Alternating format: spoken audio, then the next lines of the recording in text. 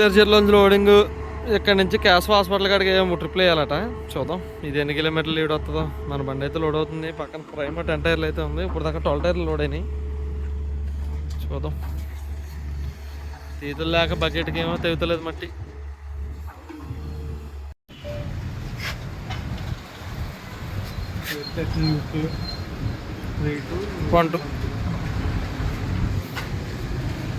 Full tank. ఇది వచ్చి cash hospital కూడా అలవాటు అయిపోయింది ఏమండి.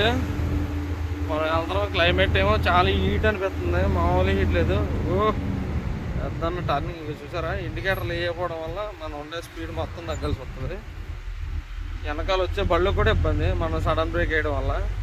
చూసుకుని వెళ్ళాలా. ఇలాంటి అన్నలో ఇండికేటర్లు వేయండి అన్న. ఇండికేటర్లు వేయకపోతే ఇబ్బంది అన్న బళ్ళకి. ఎవరు అయినట్టు. ఇప్పుడు మనమే లెఫ్ట్కి రావాలి.